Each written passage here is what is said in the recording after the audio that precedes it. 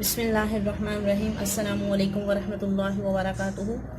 Welcome to my channel pure Desi Nuskhajat. उम्मीद करती हूँ कि आप सब खैरियत से होंगे और अल्लाह ताला हमेशा आपको खुश रखे। दोस्तों, आज मैं आपको वाइटनिंग जो है स्क्रब करने का तरीका बताऊँगी, वही भी टमाटो से और शुगर से, कि आप जो है अपने हाथों को, अपने पाँव की स्किन को कैसे खूबसूरत, चमकदार और नेचुरली तौर पर जो है इसकी हिफाजत जो है वो कैसे कर सकते हैं। तो ये वाइटनिंग फेशियल के तौर पे भी आपका वर्क करेगा। टमाटो आपने बिल्कुल पका हुआ और रेड टमाटर आपने लेना है, ताकि आपकी इसके जितने भी बेनिफिट हैं इस टमाटर के, वो आपकी स्किन के ऊपर मिल सके, आपको इसका रिज़ल्ट मिल सके। तो इसको किस तरीके से इस्तेमाल करना है ये आपको नज़र आ रही होगी। शुगर है, ठीक है, आपने चीनी ले लेनी है और टमाटर ले लेना है, पका हुआ टमाटर हो।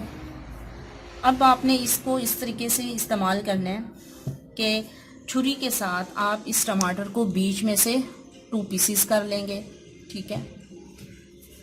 ये देखिए, इस तरह 2 टुकड़े आप कर लें। 2 टुकड़े करके अब इसको चीनी के साथ डिप आपने करना है। डिप करके तो आपने पूरे हाथ के ऊपर सर्कुलर मोशन, यानी कि एंटी क्लॉकवाइज आपने अच्छी तरह इसके अंदर डिप करके मसाज करना है। तकरीबन आप 15 मिनट तक जो है इसका मसाज करेंगे। तकरीबन 15 मिनट तक आप इसका मसाज करेंगे और 20 मिनट तक इसको लगा रहने दें। उसके बाद जब ये ड्राई हो जाए अच्छी तरह, तो इसको अच्छी तरह इस तरीके से आपने रब करना है, अच्छी तरह इसको उतार लेना है। उतार के आप अपने हाथों को वॉश कर लें। ये तकरीबन आप हफ्ते में 2 से 3 बार अमल कर सकते हैं, जिसके करने से इंशाल्लाह आपकी स्किन जो है वो ख़राब नहीं होगी।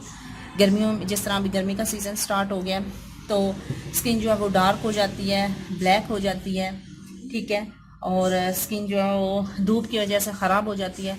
तो इन तमाम मसाइल के ये बहुत ही स्किन वाइटनिंग जो है टमाटो फेशियल है, ठीक है। स्क्रबिंग के तौर पे आपको किसी भी मार्केटिंग वाले जो स्क्रब होते हैं उनको यूज़ करने की ज़रूरत नहीं पड़ेगी।